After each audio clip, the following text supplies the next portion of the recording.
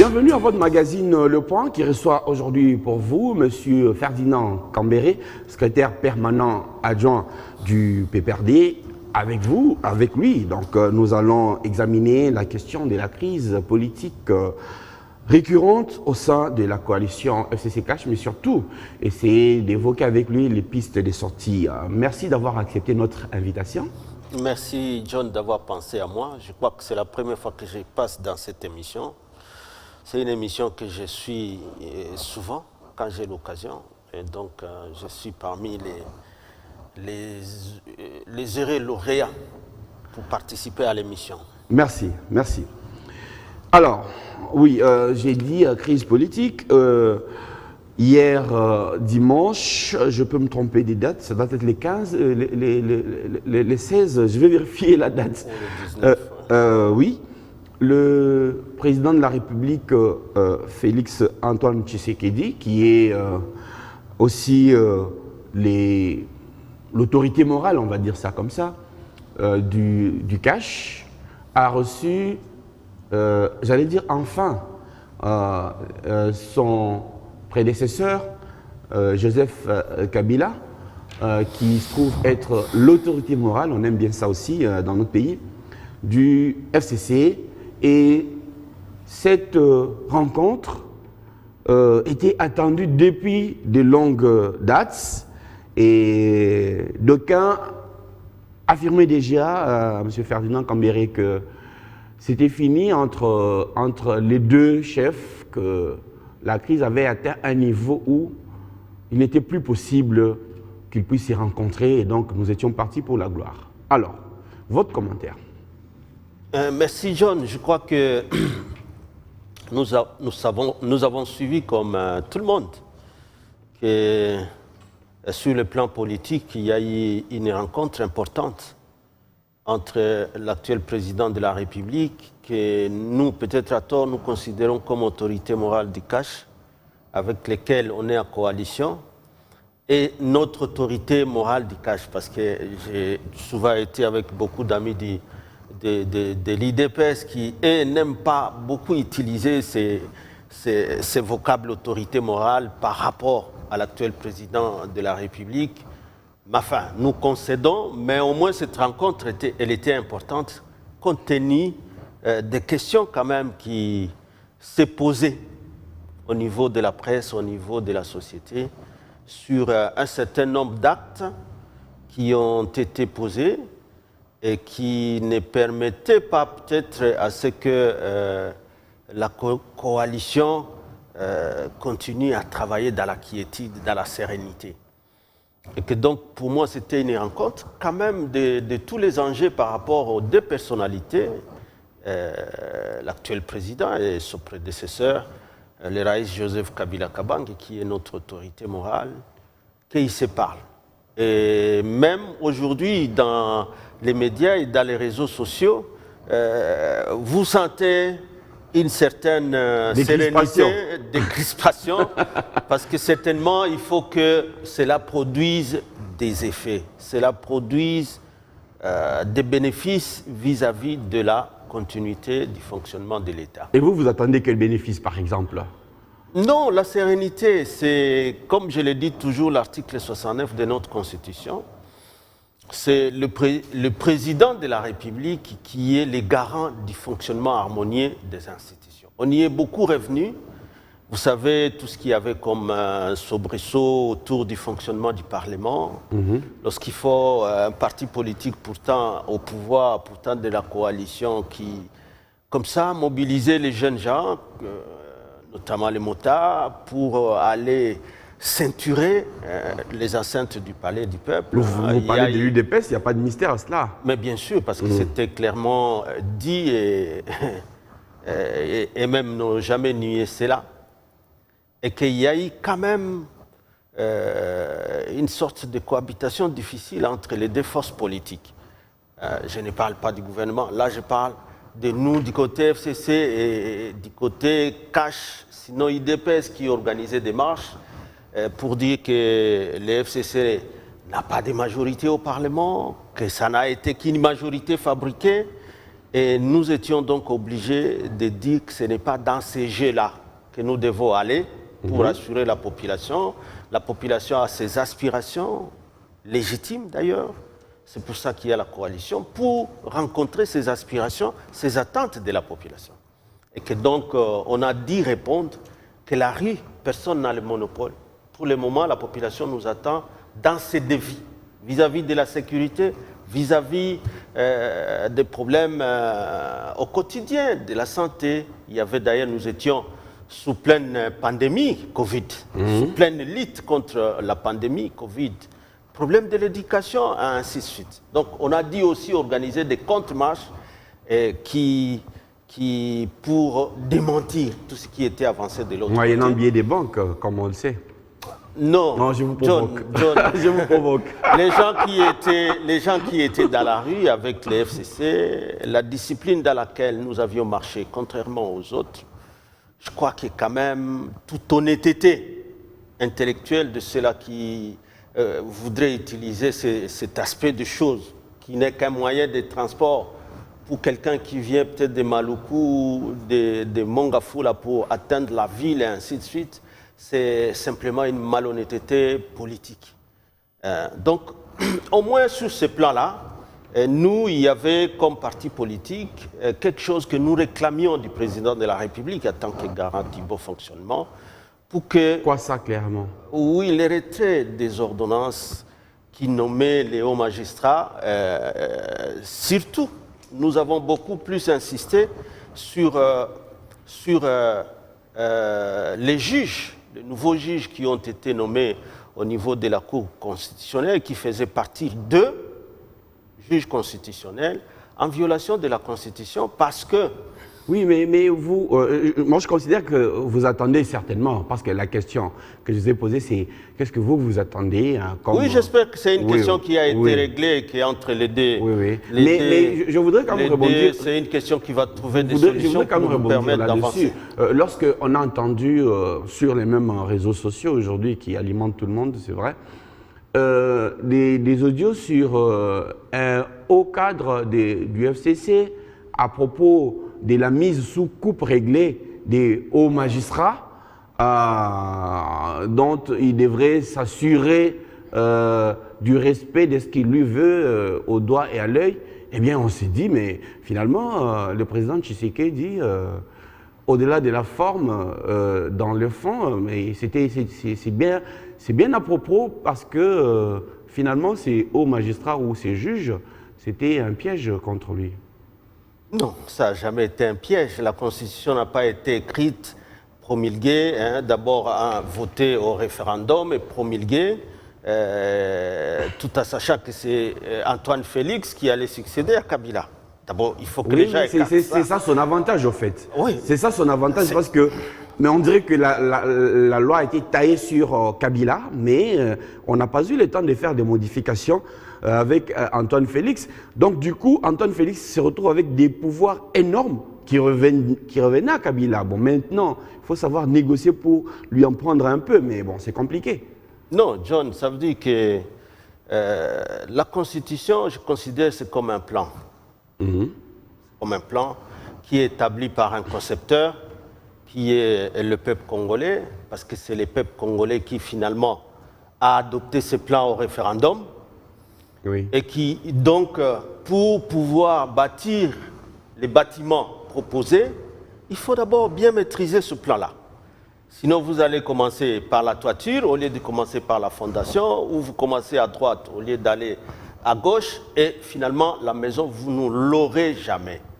Vous savez, dans tous les systèmes démocratiques ou dans tous les systèmes politiques, les régimes politiques, il y a toujours, dans la Constitution, il y a toujours des organes comme dans un moteur d'un véhicule, qui permettent à ce qu'il y ait d'autres qui sont fixes et d'autres roues qui doivent tourner autour de cela. Et dans cette imagination, chaque régime a sa façon de caler tel organe comme organe fixe par rapport aux autres qui doivent tourner le plus rapidement. Ici, quand on parle du mandat à la Cour constitutionnelle, parce que c'est de ça que nous parlons, la Cour constitutionnelle dont les juges ont 9 ans. Vous le savez. Alors que le président, lui, son mandat, c'est de 5 ans. Les députés, c'est de 5 ans. Ça signifie quoi? Ça signifie qu'un président, prenons le cas où les juges qui sont nommés au niveau de la Cour constitutionnelle sont nommés en même temps que le président, ou plus ou moins dans la même période. Ça signifie que lui, quand il termine son mandat de 5 ans s'il n'est pas réélu, au moins il n'aura assisté qu'au renouvellement d'un tiers de ces 9 magistrats, de ces 9 magistrats. Il n'aura assisté qu'au renouvellement de ceux-là. C'est lui qui vient. Il ne peut pas directement dire que bon, la Cour constitutionnelle, comme c'est le juge pénal du président de la République, je voudrais bien avoir le contrôle sur ces juges-là, et je renvoie donc tous les autres, je commence. Non. Donc vous pensez que l'institution, c'est l'organe sur lequel tient la stabilité de toutes les autres. Vous pensez que c'est ça, ce qui a motivé l'ordonnance prise par le président Félix Tshisekedi? Oui, c'est ce que nous avons rappelé, pour que si ce n'est pas ça, il revoit simplement ces ordonnances-là, parce que c'est si simple. Qu'est-ce qui est dit, je dois vous faire 2 observations. Ouais. Qu'est-ce qui est dit dans cette ordonnance? C'est sur proposition du Haut Conseil de la magistrature. Du Conseil supérieur de la magistrature. Qu'est-ce que je dis? Du Conseil supérieur de la magistrature, qui est l'organe technique. Le chef de l'État n'a pas le droit, même quand il veut, n'a pas le droit de nommer s'il n'y a pas eu proposition du Conseil supérieur de la magistrature à l'amont. Justement, tu fais bien de revenir sur cette question-là. Oui. Dès que les juges sont nommés pour 3 ans, parce que ceux qui proposent les 9 juges, c'est qui? Il y a le Conseil supérieur, il ne désigne que 3, oui, qui seront nommés par le président de la République. Pour 9 ans, dès qu'ils sont dans leur mandat, le Conseil supérieur ne peut pas dire « Bon, moi je voudrais qu'ils arrêtent là-bas et que je désigne les autres. Je vous propose mais les autres. » Ils n'ont pas ce droit-là. Le Conseil supérieur, c'est quand même la haute autorité de tous les... Qu'est-ce que je dis? Oui, le Conseil supérieur. C'est quand même la haute autorité, utilisant ces vocables, de tous les magistrats à travers toute la République qui décident de ce que deviennent les magistrats selon qu'ils ont fauté ou pas. C'est eux d'abord qui apprécient. Alors il va falloir savoir, est-ce qu'ils ont eu à délibérer sur ces cas ou pas? John, il n'y a nulle part dans la Constitution et dans nos lois où on a dit que ces mandats, l'appréciation pour les faire partir avant 9 ans, c'est le Conseil supérieur qui doit le dire. Nulle part. Donc c'est des magistrats libres de leurs actes. Ils ne sont pas libres. Dès qu'ils sont désignés. Ils peuvent commettre n'importe quel délit. Mais personne ne les a jugés. Il fallait me dire qu'ils ont été jugés et condamnés. Non, je dis que qu'il faut qu'ils partent. Le Conseil supérieur de la magistrature peut-être a apprécié. Non, apprécié en vertu de quelle loi? Mais qui leur donne ce pouvoir? C'est le Conseil supérieur de la magistrature. Non, ça veut dire... Et puis deuxièmement... John, suivez d'abord. Oui. Ça signifie quoi? Dès qu'ils ont désigné le 3, ils n'ont plus la même mise sur eux. Ça me paraît un peu... Ils ont le mandat de 9 ans, parce que c'est ça la Constitution. Ils ont le mandat de 9 ans, et c'est après chaque 3 ans qu'ils ont encore le pouvoir simplement de remplacer un et par tirage au sort. Ce n'est pas du bon vouloir, encore que là. Qui a vu qu'on a convoqué le Conseil supérieur de la magistrature? Là, il fallait poser la question au Conseil supérieur de la magistrature. Même si le Conseil supérieur de la magistrature avait été convoqué régulièrement, mais le Conseil de la magistrature ne juge pas de l'opportunité de la fin des mandats de ces juges-là qui obtiennent, par conséquent, après leur désignation, un statut particulier en tant que juge constitutionnel. Pas au-dessus de la loi. Non, qui a dit qu'ils ont été au-dessus de la loi? Donc il y a le Conseil supérieur non plus n'est pas au-dessus de la loi. Il y a une instance qui juge bien les magistrats, qui juge les juges. Eh bien, c'est quand même le Conseil supérieur de la magistrature qui... Non, les juges constitutionnels. Tu sais que les juges constitutionnels, tous, ne sont pas des magistrats. Ça, tu le sais. Oui. Parce qu'il y a 3 autres qui sont désignés parmi les professeurs, oui. parmi les avocats, Oui. par le Parlement. Il y a 3 autres aussi qui sont désignés par le président de la République. Alors, les petits cafouillages par lesquels, c'est nous les conseils, les 2 là sont les nôtres, nous les enlevons quand nous sommes là. Non, ça a Mais été les 2 là, en verrouillé plus, dans la Constitution. les 2 là, en plus, parce que tous les autres étaient magistrats, d'accord, vous vous rappelez. Pardon? Les 2 là étaient en plus d'accord parce que les magistrats Kilomba et les magistrats Ouboulou, ils avaient tous fait les castings pour la prestation des serments, ils avaient déjà reçu leur notification, ainsi de suite.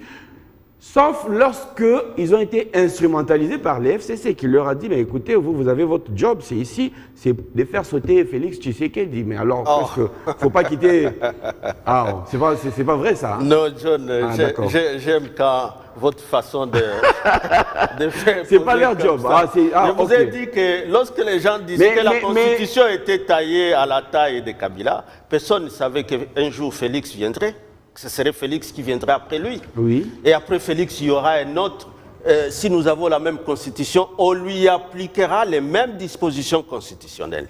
Oui, bien sûr. Parce que, comme je vous l'ai dit, si la Constitution, la Cour constitutionnelle, c'est l'organe stabilisateur de toutes les autres institutions, donc même quand les gens vont aux élections, c'est pour 5 ans, mais au moins les juges constitutionnels ont 9 ans.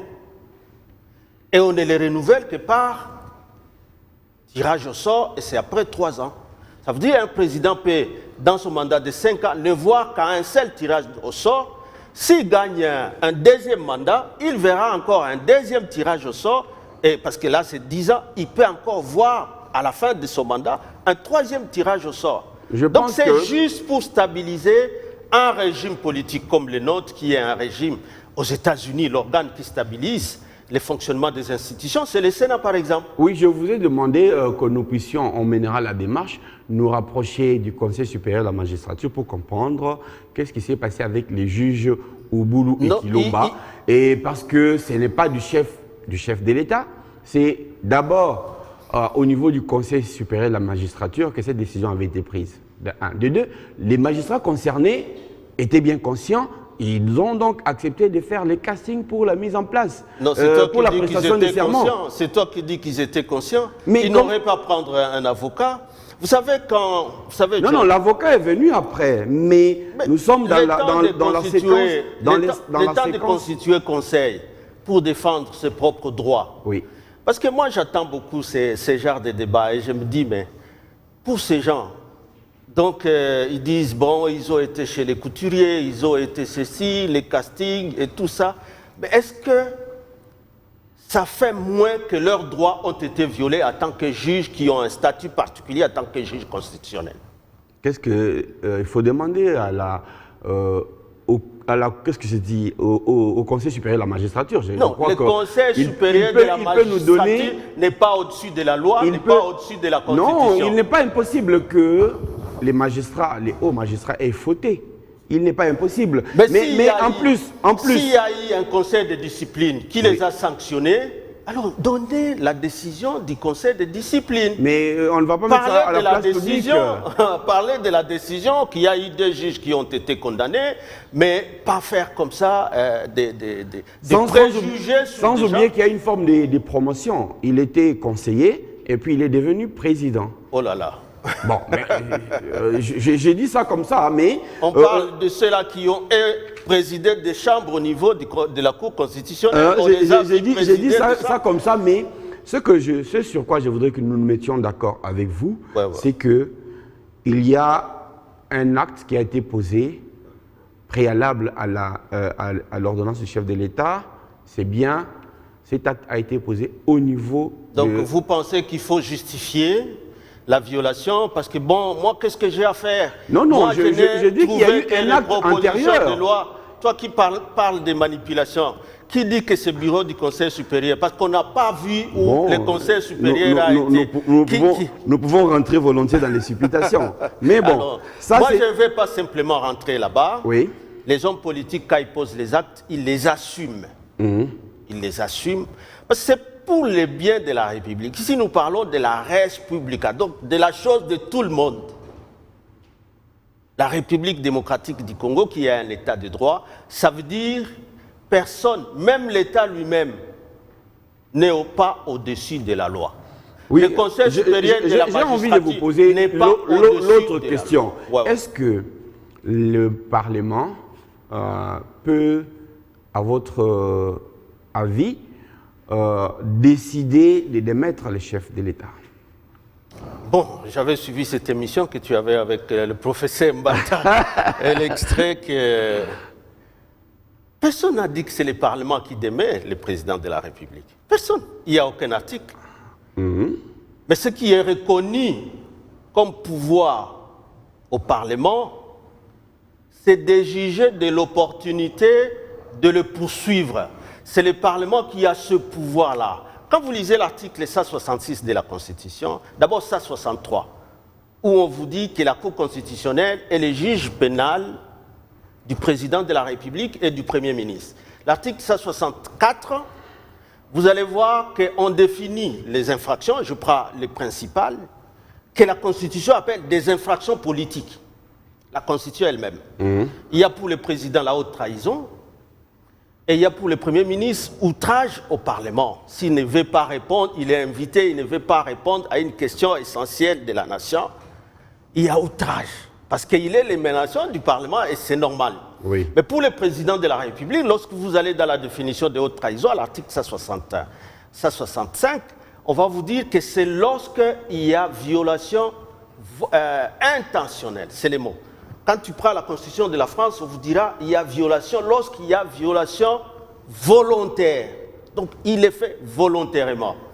Alors, pourquoi nous avons simplement réclamé la Constitution? Parce que jusqu'à aujourd'hui, John, nous avons toujours pensé que c'était une erreur et ça peut arriver à tout le monde. Laquelle erreur?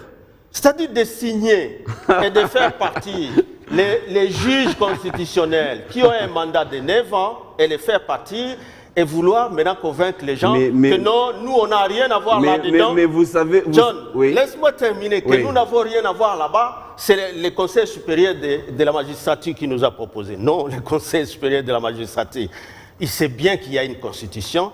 Il sait bien que quand ils ont proposé des juges, ils ne peuvent les retirer qu'au tiers chaque 3 ans et jamais les deux au même moment. Donc le Conseil supérieur non plus n'a pas le pouvoir, n'est pas au-dessus de la loi. Donc c'est un argument qui ne tient pas du tout. Et donc si on conçoit que, selon ce que vous dites, donc, le président de la République... À la question là, je disais qu'on ne dit pas que c'est le Parlement qui doit destituer, mais le Parlement a le pouvoir de déférer. Et à une condition. Parce qu'on a vu ça s'est fait... Trump était dans la procédure de destitution et il s'est sauvé. Il y a plusieurs présidents, parfois, c'est des opposants qui sont minoritaires au Parlement qui initient cette action. La condition, c'est de réunir la majorité qualifiée des 2 tiers. Parce qu'on peut bien commencer la procédure. Comme celle que vous avez. Ah, John. Mais quand vous analysez tous les éléments, quand vous analysez tous les éléments, on sent qu'il y a une vraie volonté au sein du FCC de destituer le président Tshisekedi ou sinon de lui mettre une pression pour l'obliger,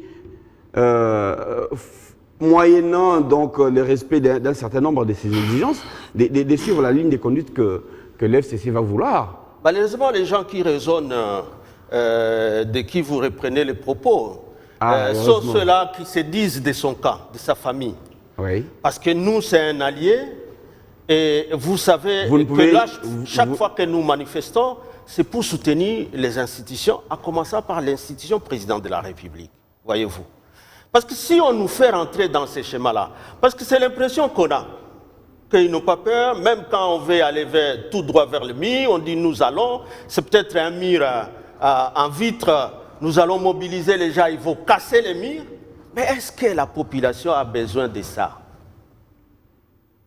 Que de revenir à la normale, la Constitution, qu'est-ce que la Constitution dit? Qu'est-ce que la Constitution, les conséquences, c'est quoi et quoi? Parce que, regarde, depuis qu'on a commencé, le Premier ministre dit non, je n'ai pas été associé. C'était le débat de contre-essai. Finalement, c'est les juges qui saisissent. Finalement, c'est l'avocat de juge qui dit non, je vais saisir, je vais demander au Parlement. Finalement, tout le monde quand même a le temps de relire sa constitution et il voit que le pouvoir, celui qui a le pouvoir de poursuivre ou bien de déférer devant la Cour constitutionnelle, c'est le Parlement. Et malgré ça, on attend. Et c'est pourquoi je vous ai dit que nous, on se félicite beaucoup de cette rencontre d'hier où nous pensons que beaucoup de choses vont être réglées et auront honte ceux qui pensent que l'agenda du FCC, c'est de destituer. Non, on n'a jamais eu cet agenda-là. Notre agenda, c'est de voir ce mandat se terminer et laisser la population, le peuple qui est souverain, juger encore de qui demain va encore présider à la destinée de cette population. Et vous attendez quoi d'autre de cette réunion du dimanche? Non, plusieurs choses. Donc que désormais... Le dimanche, c'était le 20 septembre. Que nous quittions les querelles que je considère comme... D'ailleurs, la présidente, l'honorable Janine Mabunda, est revenue là-dessus. Il ne faut pas que nous donnions chaque fois l'impression à la population qui attend des solutions de nous, que nous sommes là pour nous quereller, alors que, John, vous le savez, le processus démocratique nous attend. Jusque-là, nous n'avons réussi qu'à organiser les élections que pour les présidents de la République, les députés. Bon, on s'est formé entre-temps le gouvernement de Kinshasa, on organise les élections provinciales, mais jamais, on n'a jamais organisé les élections pour les ETD. Il faut y penser, parce que l'article 3 de notre Constitution, John. Mais est-ce qu'on aura le temps pour faire les entités territoriales décentralisées? Peut-être mais il faut à la décider prochaine. de se lancer sur cette voie-là, parce que c'est une voie sanitaire. Là, vous de l'État. Projetez pour 2023, après, ou bien maintenant, avant 2023 pour les... C'est ce qu'on attend que dans chaque décision, que la population nous attend en train de discuter sur ça. Est-ce que c'est possible maintenant? C'est possible après une année? C'est possible après 2 ans? La population attend ces programmes-là. Mais voyez-vous...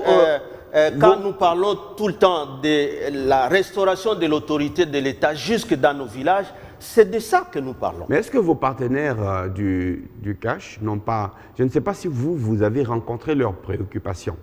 Ils ont envie de se sentir un peu plus à l'aise au niveau de l'Assemblée nationale, l'organe délibérant, que vous contrôlez totalement et au niveau duquel vous faites, au niveau de l'organe bien sûr, vous faites passer tout ce que vous semble. Et donc du coup, ils ne se sentent pas associés par les restes parce que c'est au niveau législatif, vous avez verrouillé, au niveau de l'exécutif, vous avez aussi la majorité, les premiers ministres, même si on est dans un régime tel que le chef de l'État, c'est le patron de l'exécutif, mais c'est lui qui est représenté, qui représente l'exécutif au niveau de l'Assemblée nationale, c'est bien le Premier ministre.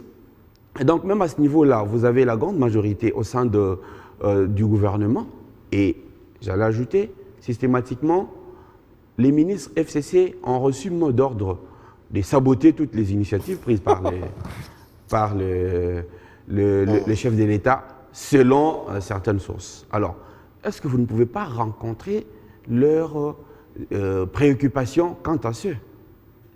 Bon, je ne connais pas d'abord un seul ministre du FCC, s'il faut commencer par là, qui lui a été envoyé au gouvernement rien que pour saboter l'action du chef de l'État. Bon, il peut saboter et faire autre chose. Par exemple. Non, vous dites rien que pour saboter. Je disais, non, il peut faire autre chose et puis il sabote aussi en même temps. Non, je crois que le problème est ailleurs. Les choses pour lesquelles nous donnons l'impression de nous bagarrer, le problème est ailleurs. Nos ministres ont été envoyés au Parlement. Moi, je me rappelle du premier jour où ils ont été reçus au parti par les camarades secrétaires permanents Emmanuel Ramazani. Il était clair. On vous a envoyé là-bas pour travailler pour le gouvernement, pour l'État congolais. Et quelqu'un qui se retrouvera dans des trucs du genre où il est vraiment en dehors de ce qui est entendu, de la bonne conduite et de moralité, il sera démis. Ça a été dit clairement à chaque ministre. Ça a été le cas du vice-premier ministre en charge de la justice. Hein. Vous savez comment il est parti. Et malheureusement, nous le regrettons toujours parce que nous n'avons jamais compris.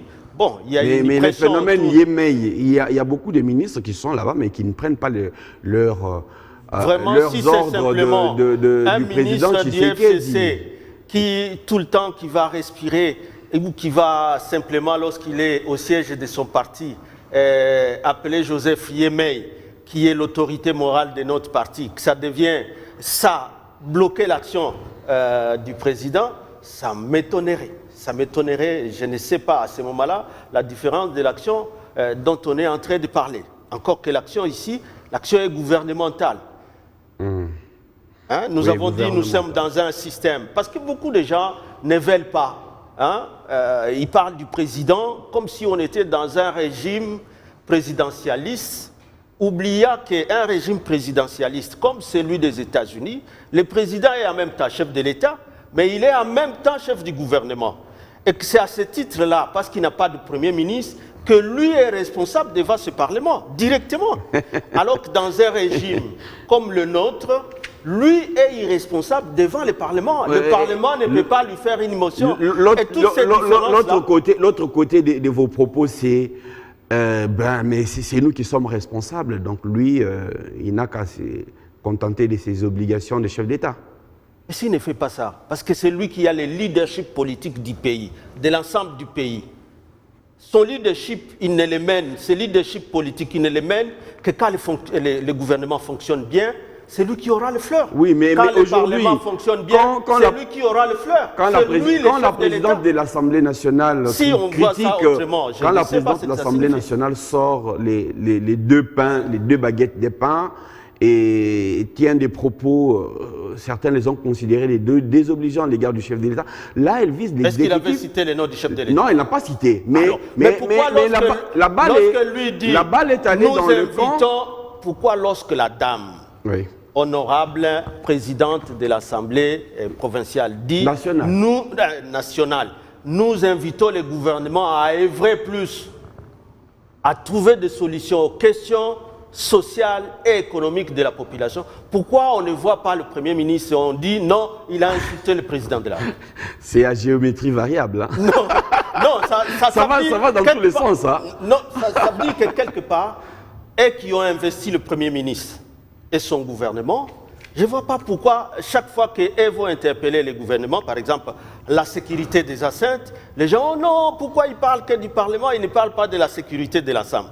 Mais il n'a pas dit que ne vous occupez pas de la sécurité de la population. Non, il n'a jamais dit ça. Donc, mais tout en s'occupant de la sécurité de la population, mais pensez aussi à la sécurisation des institutions. Donc, pour revenir sur votre propos, votre réponse à ma question, c'est il n'y a aucun ministre qui a reçu pour instruction, aucun ministre du FCC qui a reçu pour instruction de bloquer l'action du chef de l'État. Mais ça se ferait comment? Alors maintenant, au niveau de l'Assemblée nationale, pourquoi est-ce que le CACH n'a pas droit de citer?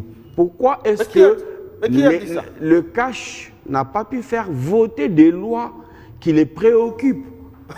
Vous connaissez quelle loi qui n'a pas été votée? Je ne sais pas, mais toujours est-il qui a été proposée par les CACH et qui n'a pas été votée par... Je ne sais pas, toujours est-il qu'ils ne sont pas satisfaits de la manière dont les choses se font. Ils vous ont reproché d'avoir fait un forcing pour entériner le candidat président de la CENI, Ronsard Malonda. Sans les avoir consultés. Et c'est peut-être à cause de cela que le CACH s'est braqué contre ce processus, alors que jusqu'à ce jour-là, les CACH avaient plutôt botté en touche, ne disaient pas qu'il était contre. Bon, même s'il ne disait pas qu'il n'était pas pour. Mais on part du principe qu'il me dit mot consent. Mais à partir de ce vote-là, de cet entérinement, ils sont sortis du bois et sont même allés jusqu'à appuyer la position de la Mouka, qui n'est pas leur meilleur ami. Mais c'est ça qui est malheureux, justement. Lorsque la population nous envoie au Parlement, c'est pour aller parler des problèmes de la population. Et au Parlement, il faut être actif. On n'ira pas tout le temps. Les députés CACH ne sont pas actifs. Bon, je vous ai demandé de me donner une seule proposition de loi qui a été proposée et qui a été bloquée, comme tu dis. C'est quelle proposition de loi? Bah, on pourra leur demander. Hein, ils ont constitutionnellement le pouvoir comme tout député. Moi, je connais des députés Mais pourquoi est-ce que vous ne voulez pas que la coalition soit agissante au niveau de l'Assemblée nationale? C'est-à-dire, écoutez, votre partenaire n'a pas numériquement la même force que vous. Mais politiquement, j'allais dire, vous êtes sur le même pied d'égalité. Mais pourquoi est-ce que vous ne vous concertez pas avec lui pour écouter ce qu'il a aussi comme préoccupation? Ne serait-ce qu'au niveau des lois que vous faites passer. Souvent, ils votent contre parfois, ou de temps en temps, ils ne sont pas d'accord. En tout cas, j'ai d'abord, la volonté des chefs qui se sont rencontrés hier pour que nous ne soyons pas dans la cohabitation, mais que nous soyons dans la coalition, c'était de sauver et de donner une certaine sérénité pour la suite de l'action du gouvernement en faveur de la population. Et ça, il faut reconnaître que la sagesse de l'ancien président, donc du prédécesseur, a joué et que les deux aient accepté la majorité au Parlement, c'est FCC cash. Bien que maintenant, lorsqu'il faut différencier les deux, il y a ça. Mais il me semble que beaucoup de choses partent de l'incompréhension, souvent de rien. Souvent de rien. Parce que chaque fois que je les vois intervenir, même sur des plateaux, je n'ai pas attendu une seule fois où on a dit voici ce que nous avons proposé comme loi et qui pouvait améliorer tel secteur de la vie nationale, mais qui a été bloqué. Je n'ai pas attendu. Vous avez attendu. Il n'y a que des reproches contre les FCC nous bloque, les FCC veut simplement proposer ces lois et les faire passer vite. Mais les FCC, c'est d'abord l'initiative de la loi, ça appartient à un député national. Et il n'y a pas un mandat impératif, en principe. Mais il peut arriver que pour des intérêts... Même si les députés Sakata et Mina ont retiré leur loi, il n'y a pas toujours de mandat impératif. Ils ont reçu quand même des instructions. Je n'ai pas appris qu'ils ont retiré. Ah, ben, ils ont postposé parce qu'il fallait qu'ils expliquent davantage. C'est différent. Et je suis sûr que la population a même compris davantage. Et même les syndicats des magistrats. Parce que vous savez, Dites-moi, je voudrais, restons quand même au Parlement. Ouais. On a assisté à la rentrée parlementaire à un double événement ou un événement dans l'événement qui était le retour, l'arrivée du sénateur à vie Joseph Kabila Kabange. Ça, c'était l'événement. Alors, d'abord, je voudrais comprendre pourquoi sénateur à vie? C'est un statut qui lui est reconnu en tant qu'ancien président de la République à fin mandat, élu, qui devait, la Constitution a trouvé qu'il devait avoir un statut particulier, un statut politique. Et dans notre pays, en tout cas, le choix, ça a été celui de lui donner le statut particulier d'un sénateur à vie. Les sénateurs Félix à vie. aussi, quand il aura terminé ses mandats, il sera aussi sénateur à vie. Il sera aussi. Mais les sénateurs à vie... Plus tard, quand il y en aura 10, 20, nous allons être heureux d'assister, par exemple, à la formation d'une association des anciens présidents de la République. Eh bien, c'est très bien pour notre pays. Mais les sénateurs à vie peuvent... que vraiment les violations de la Constitution, surtout sur le point qui touche... qui risque de nous ramener dans les dérives dictatoriales. Mais je comprends. Vous êtes préoccupé par la question des hauts magistrats, mais je voudrais... Non, de la démocratie dans notre pays. Mais alors, est-ce que les sénateurs à vie peuvent devenir député national? Peut devenir député national? Ouais.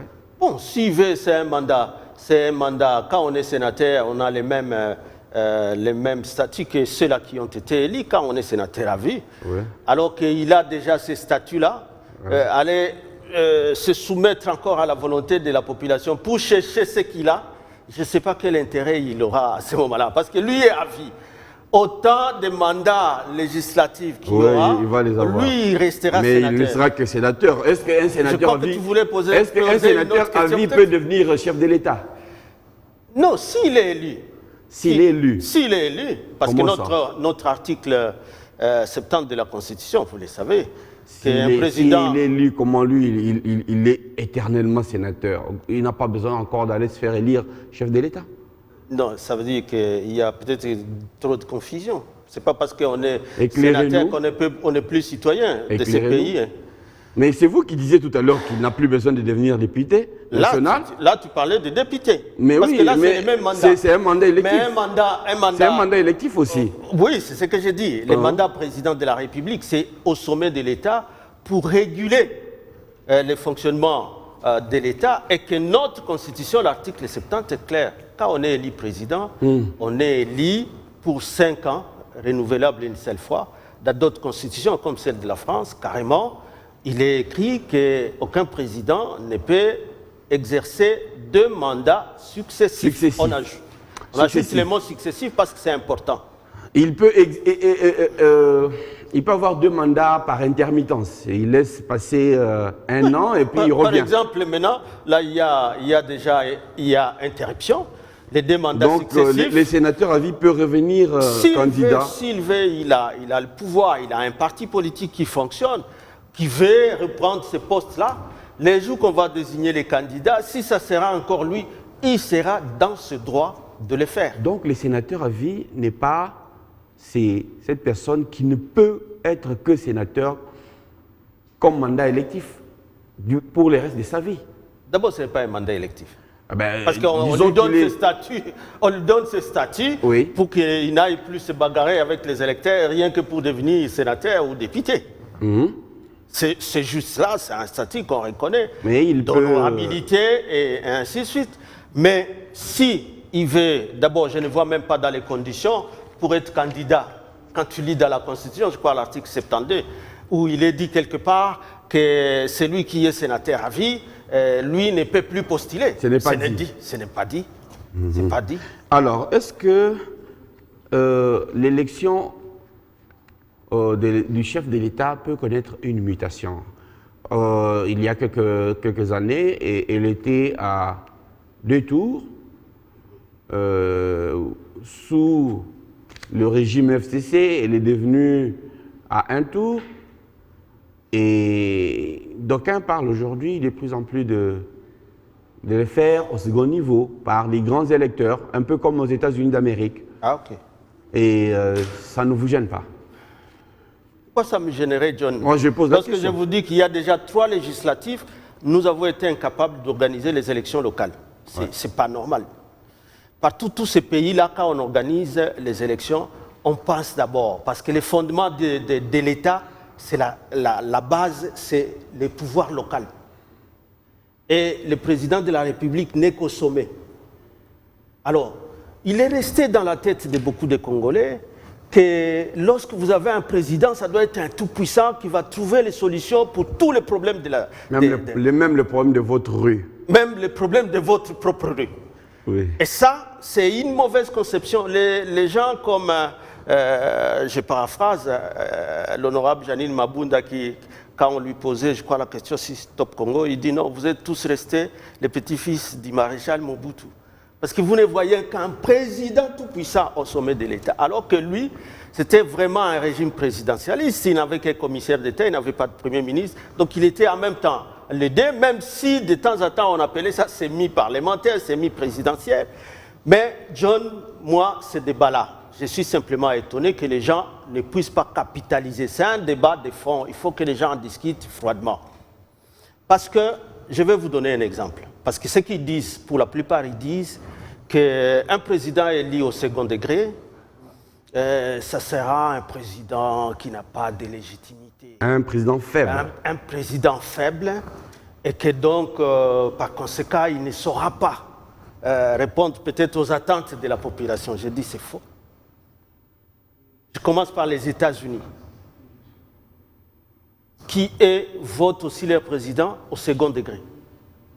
Sauf que c'est le président qui est responsable. Et ce sont les grands électeurs. Devant leur parlement, entre guillemets. Et là, c'est encore plus grave parce que c'est les régimes présidentialistes où le chef de l'État est en même temps chef du gouvernement. Oui.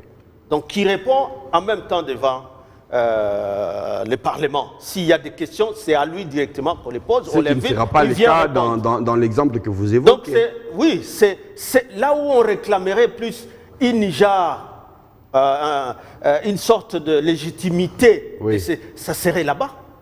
Ou un président comme ça, qui cumule les deux pouvoirs, ça veut dire les chefs de l'État et en même temps chefs du gouvernement, c'est là où la population réclamerait de les voter.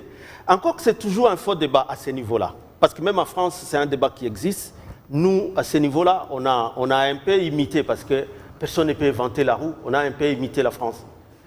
Mais la France aussi, lorsque De Gaulle passe parce qu'avant... Nous avons plus qu'une minute pour terminer. Allez-y. Bon, je serai peut-être plus rapide. Oui. Là aussi, pour passer de suffrage indirect, parce que la Constitution avait commencé par indirect. Et c'était un corps électoral de plus ou moins 80 000 votants. Mais pour passer au suffrage direct, il disait que non, c'est pour que le président français ait plus de légitimité, que ce soit un président fort, parce que outre les territoires nationaux, ils ont des territoires outre-mer. C'était ça le raisonnement de De Gaulle. Mais aujourd'hui, on voit combien de présidents ont encore la chance de postuler pour le deuxième mandat. Sarkozy n'a pas pu. François Hollande n'a même pas osé postuler pour la deuxième fois. Et pour celui qui est là, je ne sais pas ce qui va se passer. Macron. Donc c'est faux, parce que ça dépend aussi du taux de participation des électeurs à ces élections-là, pour parler de la légitimité. Il y a des pays comme le Canada, c'est des pays démocratiques aussi. Quand est-ce qu'ils votent leur président, le chef de l'État? C'est quand?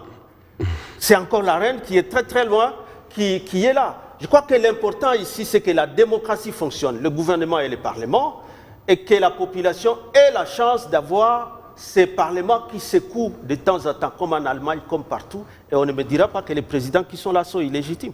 Je vous remercie, ça sera votre dernier mot, Ferdinand Cambéré. Merci beaucoup, John, d'avoir pensé à nous.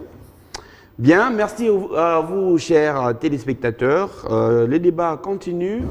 Si vous êtes intéressés, ne manquez pas de nous contacter. Je crois qu'il y a un numéro qui sera affiché, soit pendant l'émission ou après.